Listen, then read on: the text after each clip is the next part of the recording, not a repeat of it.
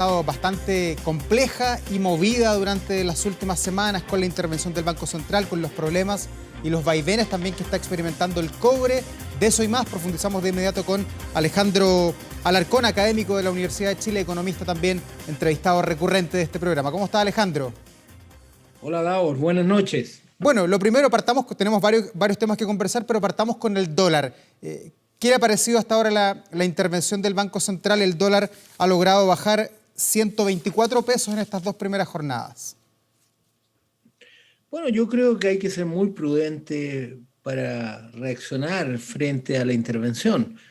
La intervención en estos pocos días que lleva ha probado que está cambiando la trayectoria del dólar, pero yo siempre he creído que lo que termina por definir la trayectoria del tipo de cambio son los fundamentos. Y hay fundamentos internacionales y fundamentos domésticos. Entonces yo sería muy prudente antes de definir que esta va a ser la trayectoria próxima del dólar. Tenemos un dólar hoy día cercano a los 930 pesos, ¿no es cierto? Pero yo sería muy prudente porque a la larga en la trayectoria económica y a la corta también, que el plazo es una cuestión también muy relativa. A la corta también, los fundamentos son los que determinan la trayectoria del dólar. Alejandro, pero esa prudencia se traduce con su experiencia en que el dólar va a llegar en las próximas semanas a 1.000 pesos otra vez, o que el dólar en las próximas semanas se va a estabilizar en los 850, que es lo que indican muchos especialistas.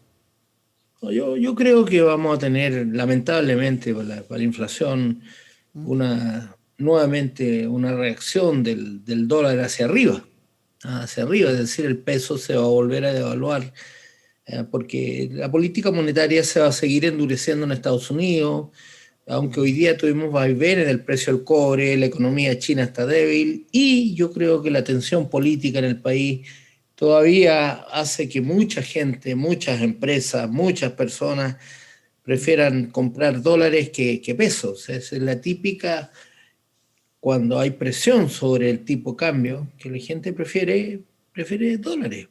Es lo que se llama una moneda de refugio. ¿Y qué va a suceder en los próximos días, Alejandro, si la Reserva Federal de los Estados Unidos vuelve a subir las tasas? ¿Qué es lo que debería pasar con el dólar a nivel internacional y acá en nuestro mercado local, que tiene todas estas variables que usted describe? Eso es precisamente lo que estaba tratando de decir, que yo creo que firmemente que Estados Unidos va a continuar su escalada alcista, las tasas de interés. Eso hace valorizarse al dólar en los mercados internacionales y por lo tanto a devaluar nuestro peso, ¿no? Nuestro peso es una de las monedas que está más relacionada con el dólar y tiene una reacción más fuerte cuando, por ejemplo, el dólar se valoriza en los mercados internacionales, nuestro peso se devalúa.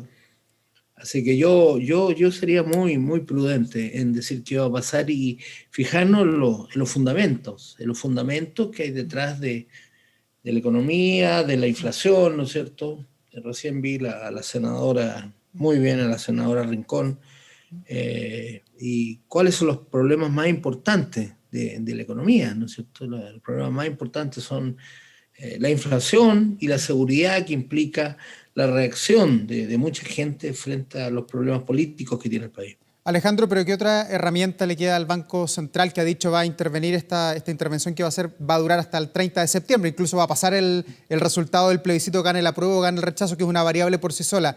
¿Qué otra herramienta le queda? ¿Qué más le puede echar mano? ¿Las tasas? ¿Al dinero? ¿Qué más hacer? Mire, cuando llegas ya a la intervención es porque no te queda mucha, es como un recurso de última instancia, ¿no es cierto? Y yo quiero tocar precisamente ese punto, porque ese punto implica que si se usan todos los recursos en este anuncio, vamos a tener unos 10.000 millones de dólares menos de reserva. Eso equivale a un 20% de todas las reservas que tiene el país. El país tiene unos 50.000 millones de dólares y por lo tanto es una jugada, vamos a decir, del Banco Central muy audaz porque está nada menos que el 20% del ahorro que ha hecho el país en 40 años de acumulación de reservas, quemándose si no resulta el impacto final sobre el dólar. Por lo tanto, vamos a estar muy atentos a cuál va a ser la trayectoria en las próximas semanas, y por eso que tampoco no quiero ser tajante, pero yo tengo, en mi experiencia, tal como tú me preguntaste, Daor, mi experiencia es que las intervenciones al final terminan diluyéndose y al final predominan los fundamentos. Y más allá, Alejandro, de las variables internacionales de la guerra de Ucrania, de lo que está pasando con China, del impacto que hay en Estados Unidos, de la inflación que es mundial, ¿cuánta responsabilidad hay en este texto constitucional, en este proyecto de Carta Magna, el hecho de que hoy día esté tan disparado el dólar en nuestro país? ¿Cuánto es el factor que está acá? Yo creo que hay mucha responsabilidad de la convención. No quiero ser duro tampoco, pero se fue dibujando un panorama económico que francamente le afecta a los principales sectores de la economía. Bueno, me estoy acordando de la minería, me estoy acordando del agua, me estoy acordando de los sectores económicos, de la libertad para poder realizar y tener propiedad privada, una serie de factores. Yo no quiero me voy a asilar en las palabras del presidente Lago, el secreto de la urna. Yo creo que eso es lo más importante y en estos momentos, y cada uno como ciudadano dará su opinión.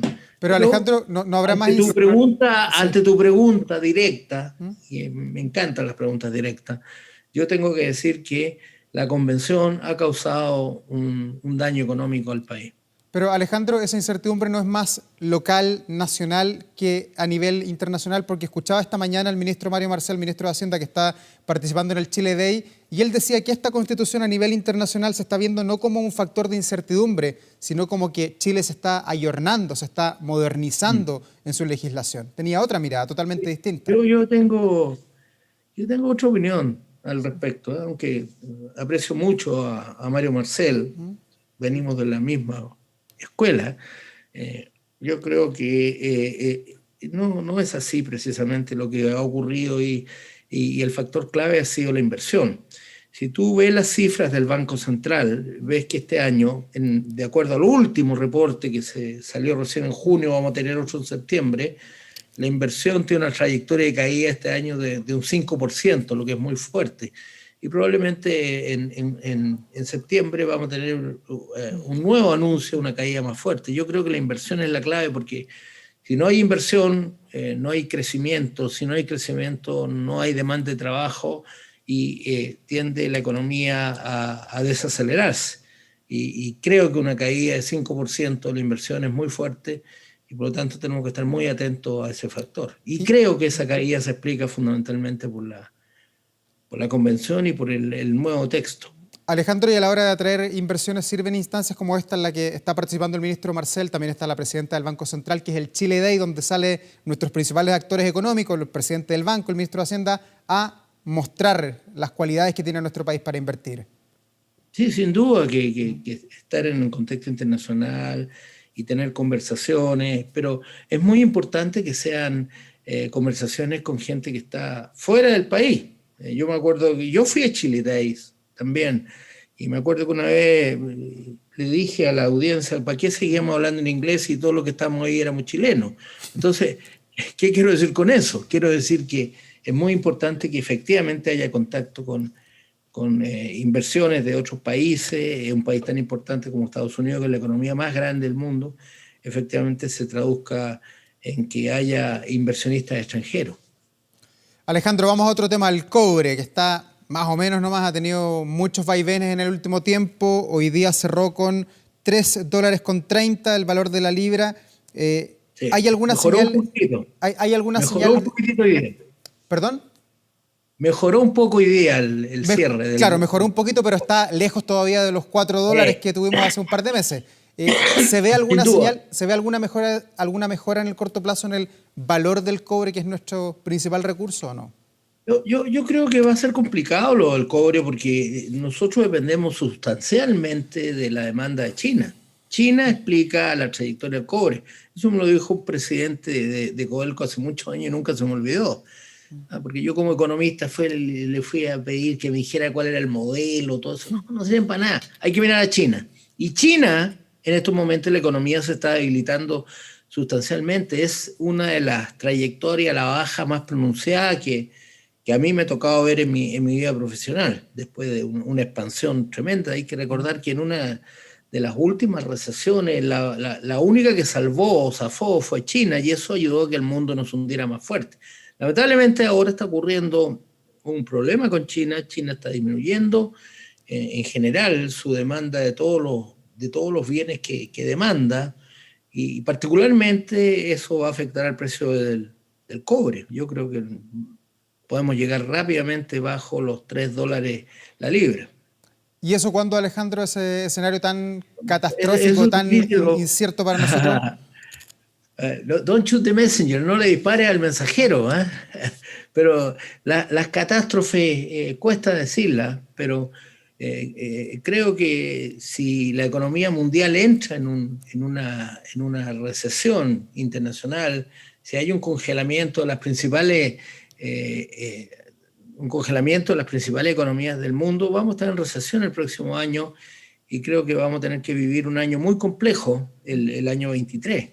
Porque va a ser con un mundo, con una economía bastante fría.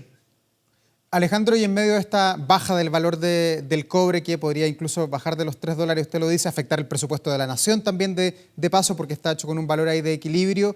A futuro, la discusión del royalty, que también está sobre la mesa, se han hecho las indicaciones en el Senado, ¿podría tener alguna incidencia en lo que viene para el futuro respecto a la minería o no? Davor, yo creo que ya se conoce mi pensamiento respecto a esto.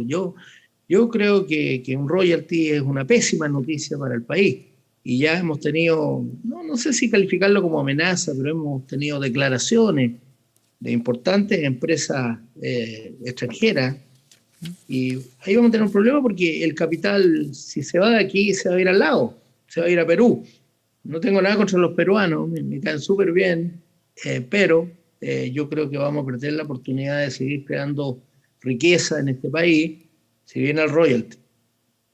¿Y ve alguna señal positiva dentro de lo que ha hecho en estos primeros meses el ministro Mario Marcel? ¿Ve alguna señal positiva que nos permita atraer inversión, que estabilice mejor la economía o no? Yo creo que él ha tratado de transmitir un mensaje de estabilidad que se aprecia, pero la verdad es que los porfiados hechos empiezan a complicarle su trabajo. Por ejemplo, el gasto público. Él está a cargo de las finanzas públicas, y estoy de acuerdo con apoyar a la gente, a los más pobres, a los que están sufriendo con la inflación. Y dijimos el año 21 que esto iba a traer inflación.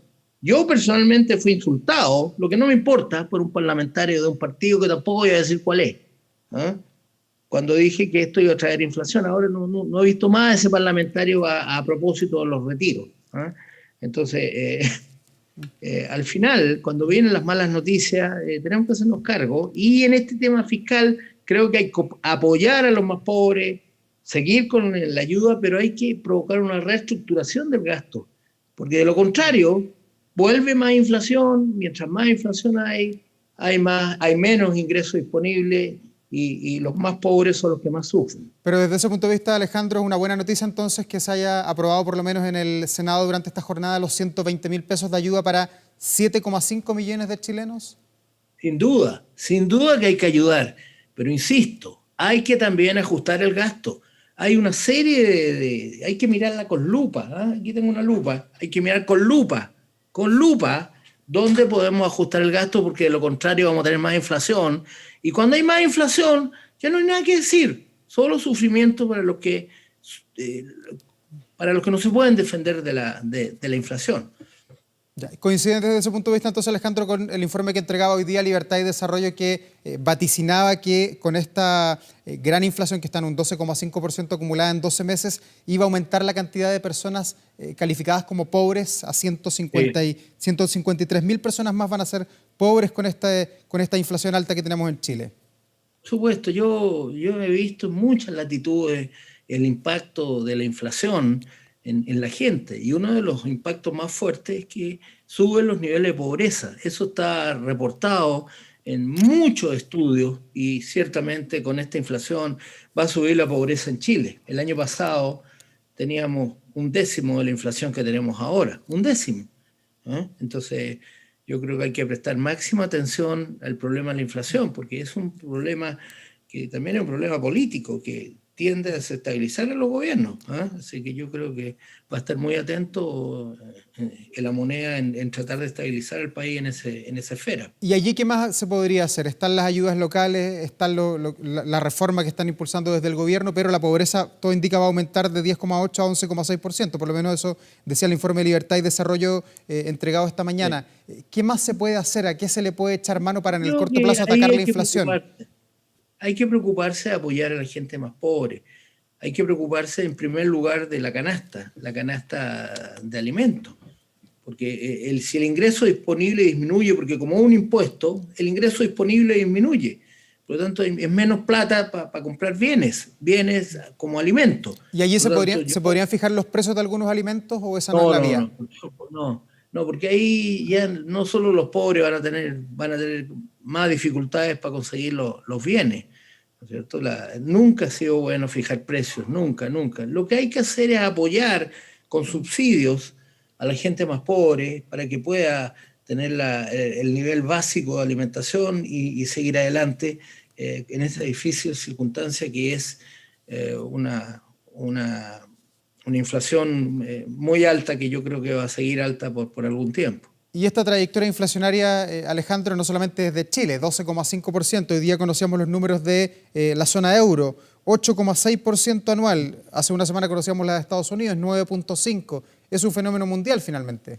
Yo creo que sí, que es un fenómeno mundial porque venimos saliendo de esta tragedia que ha sido la pandemia, ¿no es cierto? Y eso provocó un desbalance en las cuentas fiscales, provocó un desbalance en las tasas de interés, para precisamente ayudar a la gente, pero tarde o temprano había que empezar a equilibrar las economías, y eso es lo que está haciendo, por ejemplo, Estados Unidos, que nos afecta tanto en lo que conversábamos respecto al dólar al comienzo de esta conversación. Pero yo creo que al final lo más importante es estabilizar al país de la inflación, porque si no, no es posible seguir con el gasto público tampoco. Si nosotros queremos ayudar a la gente, tenemos primero que nada que ver dónde podemos ajustar el gasto para priorizar a los más pobres y de esa manera aislarnos de la inflación. En el mundo, efectivamente, vamos a tener inflación, pero aquí hemos tenido un poco más, yo creo, un poco más porque las ayudas que se emitieron durante la administración pasada fueron excesivas. Davor, hay 22.000 millones de dólares guardados. Con eso te lo digo todo, porque el año pasado se emitieron unos 80.000 millones de dólares en ayuda fiscal y los famosos retiros también. Alejandro, pero de estos, 20.000 millones todavía están guardados. Entonces eso refleja que no, nos pasamos a largo. Alejandro, pero a nivel mundial, ¿cuándo vamos a internalizar uno de los grandes factores que es el que mantiene la inflación en Europa, en Estados Unidos, también acá, que es la guerra entre Ucrania y Rusia? ¿Cuándo ese factor va a dejar de ser preponderante o va a ser permanente hasta que se acabe la guerra? Porque allí está la energía. Mientras dure la guerra vamos a tener problemas porque el precio de la energía está en el medio de todo, el precio del petróleo, ¿no es cierto? Y eso provoca en la cadena impacto en los bienes como alimentos. Claro, ha subido un 42% en un año en Europa la energía. Por eso. Y eso provoca inflación y eso se transmite a través de la cadena de producción que va desde la energía al transporte, ¿no es cierto?, a otros bienes que finalmente terminan afectando el bolsillo de los ciudadanos. ¿Y eso es lo que usted dice nos va a llevar a la recesión probablemente el próximo año? No, la recesión va por su lado. La recesión, en particular en Chile, viene porque no hay inversión. No hay inversión. Entonces, naturalmente, la tasa de crecimiento empieza a caer. Y yo estoy seguro que el ministro de Hacienda lo tiene claro, porque es un gran economista. Pero la inversión, la falta de inversión es la que nos está llevando a la recesión. La inflación no nos lleva a la recesión, nos lleva a la inflación. Entonces tenemos estancamiento con inflación, hasta tiene una palabra, stagflation, que es la peor combinación que podemos tener. Pero la inflación se va a encauzar hacia el 3% anual de aquí a 2 años, como tiene como meta el Banco Central. Yo espero eso. Las esperanzas a veces no sirven de mucho. Tenemos que ver la realidad y efectivamente vamos a tener una baja de la inflación hacia fin de año Yo creo que la inflación este año va a llegar a 10%, para que me lo cobren después, a 10%, que es menor a la anualizada que tenemos en estos momentos, pero esa es la peor manera de bajar la inflación, con el ciclo económico a la baja, por todo lo que hemos hablado acá, sobre todo por el impacto en la gente, que ya no solo tiene inflación, sino que también tiene desempleo. Así que hay que tener mucho cuidado con eso. Bueno, veremos qué es lo que pasa a futuro, Alejandro. Nos quedaron muchos temas por conversar sobre los créditos, que también siempre están sobre la mesa, pero para eso habrá otra oportunidad. Muchas gracias por esta entrevista. Sin duda. Muchas gracias. Que esté muy bien, Alejandro. Buenas noches. Tú también. Y nosotros vamos